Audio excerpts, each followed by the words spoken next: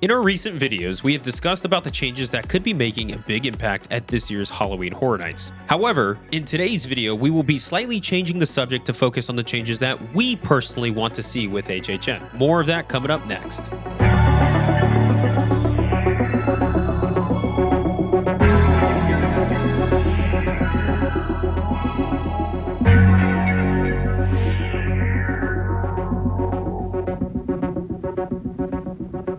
What's up everyone, and welcome back to the channel that takes you through the fog. In today's video, we are focusing on a list of changes that we want to see happen for Halloween Horror Nights. More specifically, out of this list of many things, we're going to be touching on 4 in this video today. Some of those are major, some of those are minor, but the last one that we will be touching on in this video is something that we are thinking is needed the most. This all, of course, will be leading up to our next live stream on Tuesday, April 2nd for a deeper dive into these listed changes. So be sure to mark your calendar so you don't miss out on it. This video will be the first in a 3-part series discussing the changes we would like to see at HHN. The reason being, 2 of our topics need their own videos to dive deeper into detail.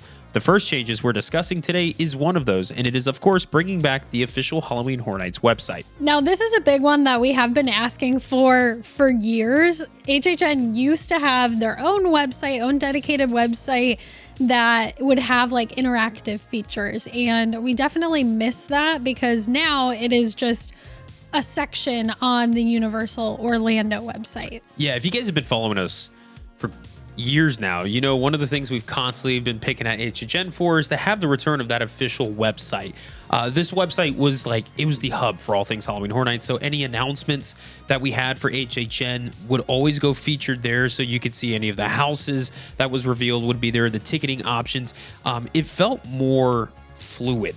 As far as if you were going to seek information for Horror Nights, but not only that, anybody who wants more in-depth detail about the event, more of the lore, the backstory, that kind of stuff, this website's what would show it, not the current Universal one where it feels like it's kind of just its own little subsection. Yeah, it's definitely more basic nowadays. They have the houses and all of the offerings listed there, but it's kind of just the same thing that we always get with a little blurb, whereas the website back in the day used to have different things. So yeah, it would have the website was different every year, and now it's kind of the same. Yeah, and so we've been asking so much, and there's really so much more we can go in depth into detail as far as the website, the things that we want, what it used to have, legendary truth. We can even talk about, even the creatives of Halloween Horrors, right? They would write little section pieces, maybe even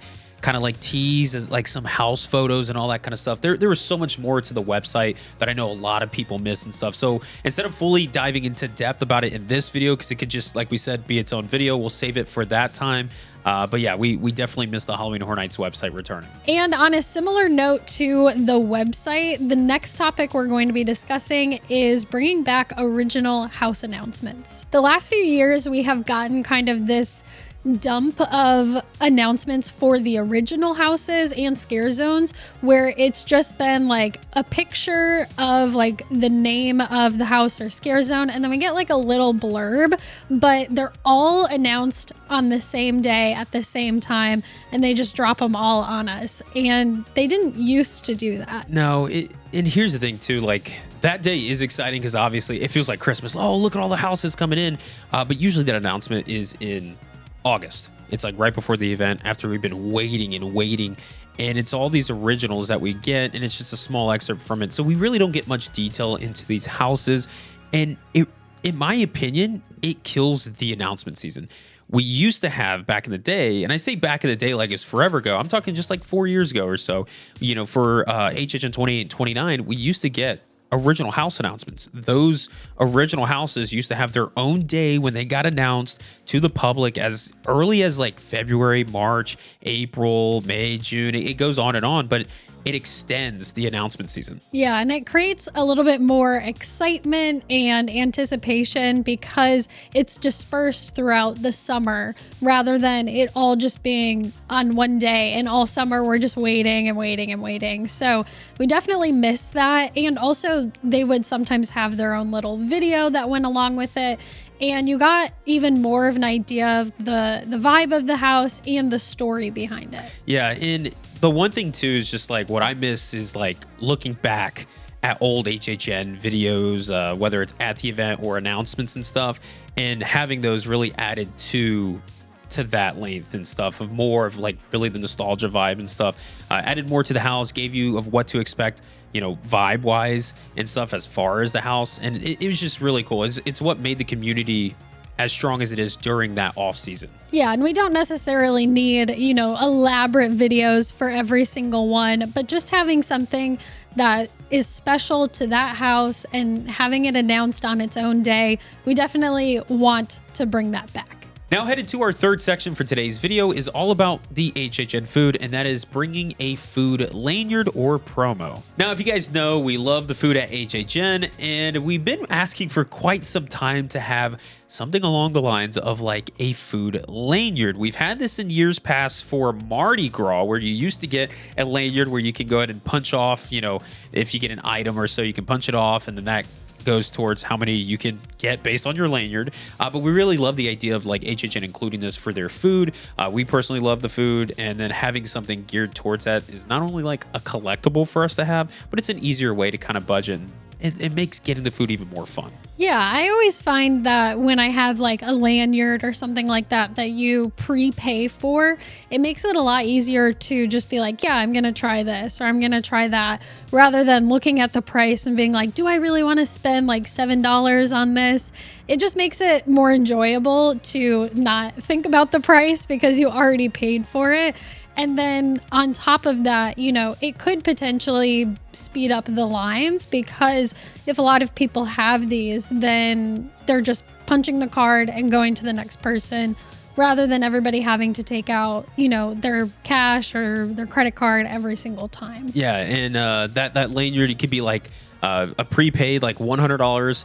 You get the lanyard up to 10 items, like maybe non-alcohol, you know, like no alcohol included, I guess I could say, up to 10 items from like these different food booths that you can go up to. So it's like $100 prepaid, and then just any of the items you say, I want that item, boom, punch it right off the lanyard, and there you go. Yeah, and I know that it would make budgeting a little bit easier for a lot of people, because you can budget for that $100, put that $100 down, and then you know, like, that's all you're spending on food for the night. And for us locals, we could budget to have that, you know, $100 be for a few weeks, and then we get, you know, one or two things each night that we go. Exactly. And like I said earlier too, for this section is like, it's a collectible to have. I mean, the more HHN collectibles that you can keep, sure, sign me up for it, because we just love to go ahead and stack upon those. So food lanyard for HHN, something that we desperately want. And moving into our last topic, which, like we said, this is probably the most important one that we feel like is really needed at HHN. And this is also going to be one that we do a separate video on to dive even more in detail to. And that is going to be enhancing the queue lines. This is probably the most important, even though like I've been stressing for so long, we need that HHN website back. We want the original house announcements to return as well. This one I feel like impacts everybody at the event, especially with how busy Halloween Horror Nights has become. Those lines we know can get hours long, and it's all day of walking, all night of walking, and these lines are just like concrete jungles basically. How can you enhance it to make it better though? Yeah, and that's one thing that we've thought about a lot, because being at the event a lot, we're standing in line thinking, how could this be more enjoyable? And we have a huge list of things that we think could enhance the queue lines. But the first one is having those projectors up early, because for some reason the last few years they've gotten the projectors up on like the walls in the queue lines to have something to look at, but they've been going up in October. Yeah. And all of September we don't have the projectors up, and then when we do get them up, it's typically ads for like Peacock TV shows and series and movies, which they used to have more original videos based on the houses or the theme for that year. So we would love to have those back as well. It's just like, what really confuses me is the fact that we don't get the projectors up earlier in the run. I don't know why they're not up like night one, ready to go. It seems like, weeks pass by. Usually by the time we get to October, that's when they go up. And really, those to me play such an important role in helping people pass the time in the queue with just standing there and hundreds of people. You guys know how it is. It's concrete jungle at Halloween Horror Nights when you're in the queue lines, no matter where you're at, really. And, the sound stages can have them. We've had, by the parade buildings and stuff like that, the sprung tents, the old ones, that is. It doesn't make sense to me why it takes so long to have those up, because it does help. It adds some atmosphere to the queues and stuff to help pass the time. And just like you said, where it's like the older, or not the older, but like the Peacock ads that we usually get, I wish we instead get some old clips of HHN Pass as well added to that, maybe a longer loop to play through, because there's times we've been in the lines, and usually we do Express, that we see that same loop after like 10 minutes or so. So it'd be nice to see some older features kind of added to it. Yeah, they used to do like original videos. They had an original video for like Meets, and Slaughter Cinema had a few different videos that were original, and it just added to the atmosphere of the house that you're about to go into, rather than just having an ad for Halloween Horror Nights or for a TV show that doesn't really relate to the house that you're about to go into. So just like we said, there is a lot more to the enhancing queue lines and all that stuff that we have listed down that we're going to be breaking into a future video in that 3-part series. So stay tuned when that does come out. And of course, this 3-part series is going to lead up to that live stream on Tuesday, April 2nd, where we're going to be having an open discussion with all of you and diving deeper into these topics. So that's going to be it for us in today's video. If you guys enjoyed it, be sure to give it a thumbs up, as well as make sure you guys are subscribed to the channel so you don't miss out on our future upcoming Halloween Horror Nights content. And with that being said, we look forward to seeing you guys all in the next videos. And until then, we'll catch you guys in the fog. Peace out, everybody. Bye.